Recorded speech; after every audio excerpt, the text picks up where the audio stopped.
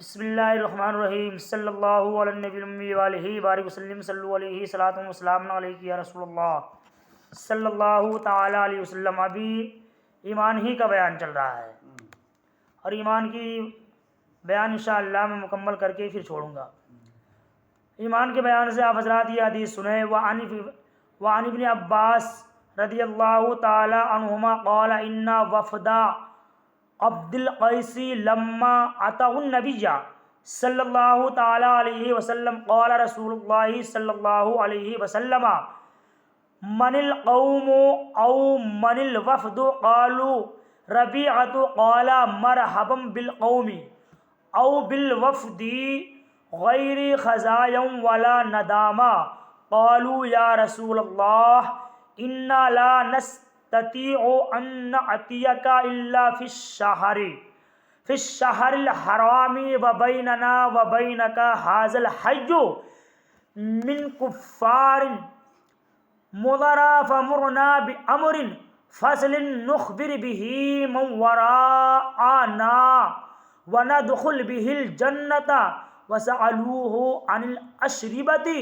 فأمرهم بأربع ونهاهم عن أربع أمرهم بالإيمان بالله وحده قال أتدرون ما الإيمان بالله وحده قالوا الله ورسوله أعلم قال شهادة الله إله إلا الله وأن محمدا عبده ورسوله محمد رسول اللہ وإقام الصلاة وإيتاء الزکاة وصيام رمضان وأن تعطوا من المغنم الخمس ونهاهم عن أربع عن الحطم والرباء والنقير والمزقة وقال احفظوهن وأخبروا بهن من وراءكم متفق علیہ ولفظہ للبخاری۔ یہ حدیث حضرت عبداللہ ابن عباس رضی اللہ تعالی عنہما سے روایت ہے۔ وہ فرماتے ہیں کہ قبیلہ عبد القبیس کا نمائندہ وفد جب میرے کریم نبی صلی اللہ تعالیٰ علیہ وسلم کی خدمت میں آیا تو میرے کریم نبی صلی اللہ تعالیٰ علیہ وسلم نے پوچھا کہ تم کون قوم یا کون وفد ہو؟ تو آنے والوں نے عرض کیا ہم ربیعہ ہیں۔ میرے کریم نبی صلی اللہ تعالیٰ علیہ وسلم نے فرمایا یہ وفد یا قوم خوب اچھے آ گئے کہ نہ رسوا ہوئے نہ شرمندہ ہوئے، اچھے طریقے سے آگے، نہ تو رسوا ہوئے اور نہ ہی شرمندہ ہوئے۔ عرض کیا یا رسول اللہ صلی اللہ تعالی علیہ وسلم ہم آپ تک صرف محترم مہینہ میں آ سکتے ہیں کیونکہ ہمارے آپ کے درمیان کفار مضر کا قبیلہ حائل ہے۔ سماج پہ جائیں گے فقیر خان عمر فقیر خان حویلی والے تو جڑبڑی کاٹ کھائی تھی ہماری کو جڑبڑی کاٹ کھائے کہ پھینک دی؟ ٹائم کتنا ہو گیا بیٹا؟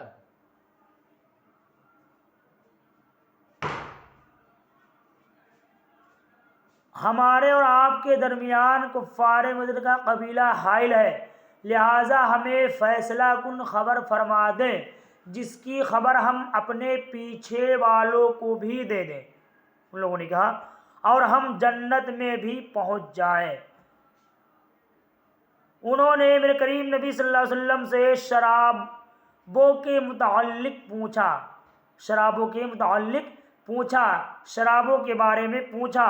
تو میرے کریم نبی صلی اللہ تعالی علیہ وسلم نے انہیں 4 چیزوں کا حکم دیا۔ کتنی؟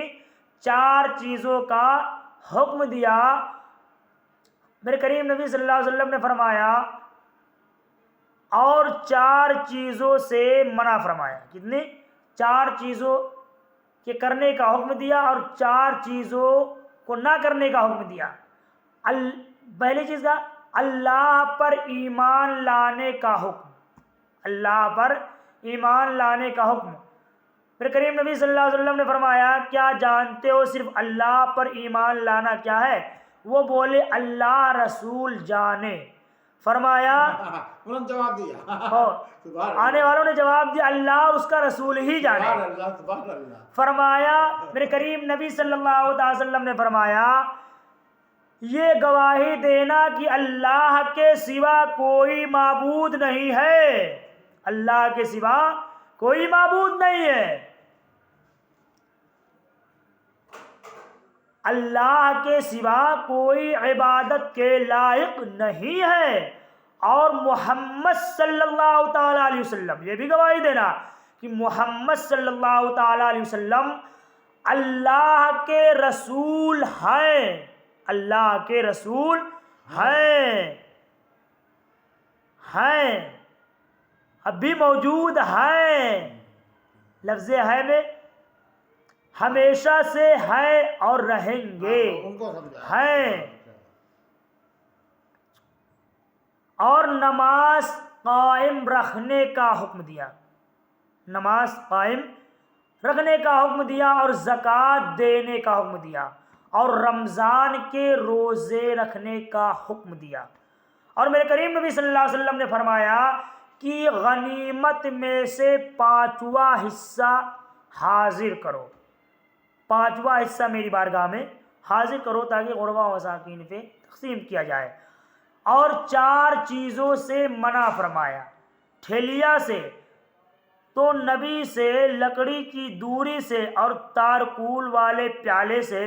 فرمایا یہ خود بھی یاد کر لو اور دوسروں کو اس کی خبر دے دو، خود یاد کر لو، جتنے لوگ آئے ہو تم لوگ یاد کر لو، اپنے آنے والوں کو اور اپنے آئندہ اور اپنے بعد والوں کو اس کی خبر دے دو۔ مسلم شریف و بخاری شریف کے حوالے سے یہ حدیث نقل کی گئی، لفظ بخاری کے ہیں۔ یہ حضرت عبداللہ ابن عباس ہے کون؟ اب ان کا مختصر تعارف اور حدیث کا مفہوم سمجھے۔ آپ کا نام عبداللہ ابن عباس ابن عبد المطلب ہے۔ کیا ہے؟ آپ کا نام عبداللہ ابن عباس ابن عبد المطلب ہے۔ تو حضرت عباس یہ میرے کریم نبی صلی اللہ تعالی وسلم کے حقیقی چچا ہیں، اور حضرت عبداللہ ابن عباس یہ میرے کریم نبی صلی اللہ علیہ وسلم کے چچا زاد بھائی ہیں۔ کیا ہے؟ کتنا قریب کا رشتہ ہے، چچا زاد بھائی ہے۔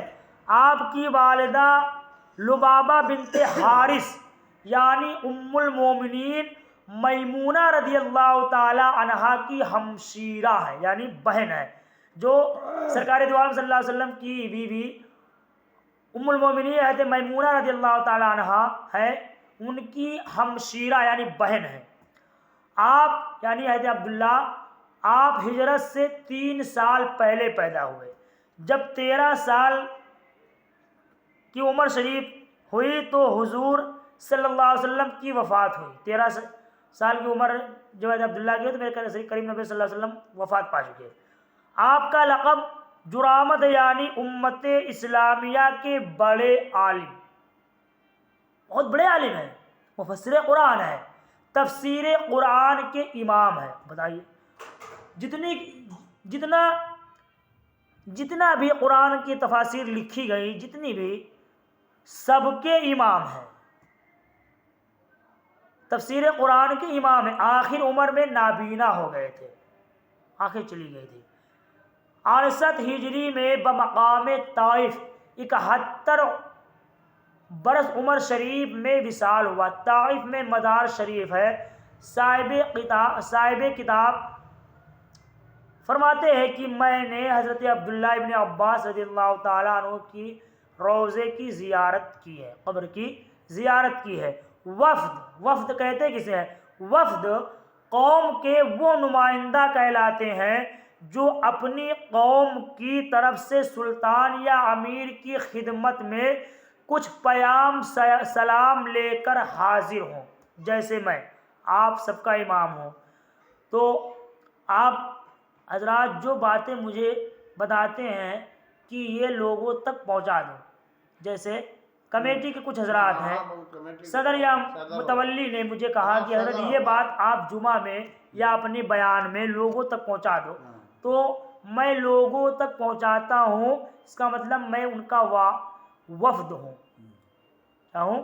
وفد ہوں، بات پہنچانے والا ہوں. وفد قوم کے وہ نمائندہ کہلاتے جو اپنی قوم کی طرف سے سلطان یا امیر کی خدمت میں کچھ پیام سلام لے کر حاضر ہو، یا ان کی طرف سے عہد وفاداری کریں، یا ہم آپ کی طرف سے عہد وفاداری کریں کہ ہم یہ کام آپ جو کر رہے ہیں اس کو نہیں کرنے دیں گے، ہم عہد کے پورے پکے ہیں، وفادار ہیں. یہ 14 حضرات تھے جو قبیلے عبد القبیس کی طرف سے ایمان لائے اور میرے کریم نبی صلی اللہ علیہ وسلم سے احکام اسلام معلوم کرنے حاضر ہوئے تھے. یہ قبیلہ بحرین، قطیف، حجر وغیرہ بستیوں میں آباد تھا. عبد القبیس ان کے جد کا نام تھا، لقب دادا جسے کہتے ہیں پر دادا، جد کا نام تھا، جن کا سلسلہ نسب ربیہ ابن نزار ابن معد ابن عدنان تک پہنچتا ہے. اس لیے اس قبیلہ کو عبد القبیس بھی کہتے ہیں. اور ربیعہ بھی یہ سوال و جواب لوگوں کو سنانے کے لیے ہے. میرے کریم نبی صلی اللہ تعالی وسلم تو واقف تھے، مرقات میں جانتے تھے. مرقات میں اسی جگہ ہے کہ یہ وفد جب مدینہ منورہ کے قریب پہنچا، مدینہ میں داخل نہیں ہوا، مدینہ منورہ کے قریب پہنچا، تو میرے کریم نبی صلی اللہ تعالی علیہ وسلم نے حاضرین کو خبر دی. جو آپ کے پاس لوگ موجود تھے، صحابہ بیٹھے ہوئے تھے، حاضر تھے، میرے کریم نبی صلی اللہ علیہ وسلم نے حاضرین کو خبر دی کہ وفد عبد القبیس آ رہا ہے. اب اگر میرے آقا صلی اللہ علیہ وسلم کریم نبی کو معلوم نہ ہوتا تو اپنے حاضرین کو کیسے خبر دیتے کہ وفد عبد القبیس آ رہا ہے؟ عبد القیس آ رہا ہے، عبد القیس آ رہا ہے، عبد القیس آ رہا ہے، جو مشرق کے بہترین لوگوں میں سے، یعنی پورب والوں میں بہتر لوگ ہیں. ان میں اشجع بھی ہے جس کا نام منذر ہے. پوچھنا بے علمی سے ہی نہیں ہوتا. بھائی کبھی بے علمی ہی سے نہیں پوچھا جاتا ہے کہ ہاں ہمیں نہیں معلوم ہوتا، ہمیں معلوم ہے پھر بھی ہم آپ سے جانکاری لے رہے ہیں، ہمیں معلوم ہے پھر بھی آپ سے پوچھ رہے ہیں. جیسے رب تبارک و تعالی قرآن مقدس میں ارشاد فرماتا ہے وما تلکا بیمینک یا موسیٰ، اور یہ تیرے داہنے ہاتھ میں کیا ہے موسیٰ، جبکہ رب کو معلوم ہے کہ موسیٰ علیہ السلام کے ہاتھ میں عصا ہے، لاٹھی ہے، پھر بھی رب پوچھ رہا ہے کہ اے موسیٰ تیرے ہاتھ میں کیا ہوتا ہے، کیا ہے. تو کبھی تعجب کے لیے پوچھا جاتا ہے، تحقیق کے لیے پوچھا جاتا ہے. یہ کلمات یا دعائیہ یعنی خدا کرے تمہیں کبھی رسوائی و شرمندگی نہ ہو. جس حدیث میں وارد ہوا نا کہ یہ وفد یا قوم خوب اچھے آ گئی کہ نہ رسوا ہوئے نہ شرمندہ ہوئے، یعنی تمہیں کبھی رسوائی و شرمندگی نہ ہو. یا یہ خبر ہے یعنی اچھا ہوا تم خوشی سے اسلام لا کر حاضر ہو گئے، ورنہ کچھ عرصہ بعد لشکر اسلام تمہارا ملک فتح کرتا، پھر تمہیں شرمندگی اور رسوائی ہوتی. کیا سمجھے؟ کہ یہ تمہارے لیے اچھا ہے، بہتر ہے کہ تم پہلے ہی آ کر کے ایمان لا کر کے اسلام میں داخل ہو گئے، ورنہ باتیں بن رہے گی، ایمان لے آئے، ورنہ کچھ دن کے بعد ہمارے لوگ جب تمہارا ملک فتح کر کے تم کے لے لیتے تو تم مجبوراً تمہیں شرمندگی اٹھانا پڑتی ہے، رسوائی ہوتا کہ ہم کو یار پہلے ایمان کی دعوت دی گئی، اسلام کی دعوت دی گئی، لیکن ہم نے نہیں قبول کیا، اب ہمارا ملک ہمارے ہاتھ سے جا رہا ہے، ہم لوگ قیدی بنائے گئے ہیں، ہم لوگ غلام بنے گئے، مجبوراً ایمان لانا پڑ رہا ہے. تو میرے کریم نبی صلی اللہ علیہ وسلم نے فرمایا کہ اچھا ہوا تم پہلے ہی آ کر کے ایمان لے آئے، نہ تمہیں شرمندگی اٹھانی پڑی ہے نہ رسوا ہونا پڑا، ہے کہ نہیں؟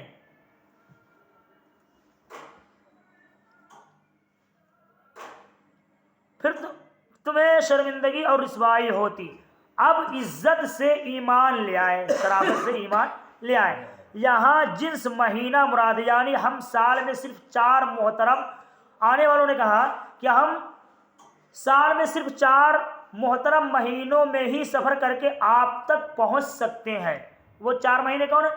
ماہ حرام 4 تھے، کون؟ رجب المرجب، ذی قعدہ، ذی الحجہ، محرم الحرام۔ ان مہینوں میں کفار بھی قتل و غارت نہیں کرتے تھے، محترم والے مہینے مانے جاتے تھے، اس میں کفار بھی لڑائی جھگڑا نہیں کرتے تھے، محترم مہینے مانے جاتے تھے۔ تو آنے والوں نے کہا ہم صرف انہی 4 مہینوں میں آپ کے پاس آ سکتے ہیں، باقی اور مہینوں میں نہیں آ سکتے، کیونکہ ہمیں راستے میں سفر میں کفار اور دشمنوں کے قتل و غارت کا، فتنہ و فساد کا ڈر ہے، تو ہم آپ کے پاس انہی 4 مہینوں میں آ سکتے ہیں، سفر کر کے آپ تک پہنچ سکتے ہیں۔ راستوں میں امن رہتا تھا، سفر بآسانی ہوتے تھے، اس لیے یہ عرض کر رہے ہیں جو باقی مہینوں میں لوٹ مار کرتے رہتے ہیں، جن کی وجہ سے سفر بند رہتے ہیں، یعنی ان عقائد و اعمال کی وجہ سے ہم پر اللہ فضل کرے، جنت بخشے، خیال رہے کہ جنت اللہ کے فضل سے ملے گی، یہ اعمال اسی فضل کے حاصل کرنے کا ذریعہ، جو ہم نماز پڑھتے ہیں، روزہ رکھتے ہیں، زکوٰۃ دیتے ہیں، یہ اسی فضل کے ذریعے حاصل کرنے کا ذریعہ ہے۔ یہ ادباً عرض کیا، ورنہ یہ لوگ ایمان لا چکے تھے، مومن ایمان سے بے خبر نہیں ہوتا۔ صحابہ کا یہ عادت تھا کہ ان کو علم بھی ہوتا مگر حضور پر پیش قدمی نہ کرتے تھے۔ اس سے معلوم ہوا کہ کریم نبی صلی اللہ علیہ وسلم کو اللہ نے بہت علم بخشا۔ اس سے معلوم ہوا کہ میرے نبی صلی اللہ علیہ وسلم پر ایمان لائے بغیر اللہ تعالیٰ پر ایمان غیر ممکن ہے۔ جب تک نبی پر ایمان نہیں لاؤ گے تب تک اللہ پر ایمان لانا غیر ممکن ہے، جھوٹا دعویٰ ہے۔ ایمان باللہ کی تفسیر میں رسالت کا ذکر بھی ہوا۔ شہادتن سے مراد دل کی گواہی ہے، یعنی ماننا و قبول کرنا، ورنہ زبانی اقرار ایمان کا جز نہیں بلکہ احکام اسلامی جاری ہونے کی شرط ہے۔ زبان سے کہنا احکام اسلام جاری ہونے کا شرط ہے۔ نماز، روزہ وغیرہ ایمان کی تفسیر نہیں ہے بلکہ ایمان پر معطوف ہے، یعنی انہیں ایمان کا بھی حکم دیا اور نماز، روزے وغیرہ کا بھی، لہذا اقامہ وغیرہ جر سے پڑھنا چاہیے کہ ایمان اعمال پر مقدم ہے، اس لیے ایمان کے بعد ان کا ذکر ہوا، چونکہ ابھی حج فرض نہ ہوا تھا اس لیے اس کا ذکر نہیں۔ حج 8 ہجری میں فرض ہوا کیونکہ اس وقت جہاد فرض ہو چکا تھا اور یہ لوگ اہل جہاد سے تھے، اسی لیے انہیں جہاد کے احکام ارشاد فرمائے کہ اگر تم کفار مضر سے جہاد کرو تو جو غنیمت کا مال حاصل ہو اس کا 5واں حصہ بھیج دیا کرو، 4 حصے مجاہدین میں تقسیم کیا کرو۔ رب فرماتا وَاعْلَمُوا أَنَّمَا غَنِمْتُمْ، اور جان لو کہ یہ جو کچھ غنیمت لو، یہ شراب کے 4 برتن ہیں۔ حتم شراب کی چھوٹی گڑھی، دبا کھوکھل کیا ہوا پکا کدو جو جگ کی طرح استعمال کیا جاتا تھا، نقیر درخت کی جڑ جسے کھوکھل کر کے اس میں شراب رکھتے تھے، مصفت شراب پینے کا پیالہ، چونکہ اس وقت شراب نئی حرام ہوئی تھی، اگر یہ برتن استعمال ہوتے رہتے تو ممکن تھا کہ انہیں چھوٹی ہوئی شراب پھر یاد آ جاتی ہے کہ نہیں، اس لیے ان کا استعمال بھی حرام، شراب بھی حرام اور شراب کے استعمال کرنے والے برتن کو بھی حرام کر دیا یا پھر کچھ عرصہ بعد یہ حرمت منسوخ ہوئی، جیسا کہ دوسری روایت میں ہے، یعنی تمام عالم و عامل بھی بنو اور مبلغ بھی، تبلیغ کے لیے کامل عالم ہونا شرط نہیں، جو صحیح مسئلہ معلوم ہو اس کی تبلیغ کرے۔ اس حدیث سے معلوم ہوا کہ حرام سے بچانے کے لیے اسباب حرام روکنا ضروری ہے۔ نزلہ روکو تاکہ بخار سے بچو، چوہے فنا کرو تاکہ طاعون نہ پھیلے، گانا اور بیہودگی روکو تاکہ زنا بند ہو جائے۔ آج جو ہم اور آپ اور ہمارے بچے پکچریں دیکھ رہے ہیں، گانا بجانا سن رہے ہیں، انہی کی وجہ سے زناکاری بڑھ رہی ہے۔ اور نزلہ کو روکو تاکہ بخار نہ بڑھے، اور چوہے کو گھر میں سے بھگاؤ تاکہ طاعون کی بیماری نہ پھیلے، بہت خطرناک بیماری ہے، اپنے گھر میں چوہے مت رکھنے دو، چوہے کو مت رہنے دو، اور گانا بجانا سے پرہیز کرو کیونکہ ان سے زنا کے دروازے بند ہو جاتے ہیں، اور گانا بجانا ٹی وی سی ڈی وغیرہ دیکھنے سے زنا کے دروازے کھلتے ہیں۔ اللہ ہم سب کو شریعت کے مسائل پہ عمل کرنے کی توفیق عطا فرمائے، اور گانا اور بجانا سے بچنے کی توفیق عطا فرمائے، اچھے عمل کرنے کی توفیق عطا فرمائے۔ السلام علیکم ورحمۃ اللہ وبرکاتہ۔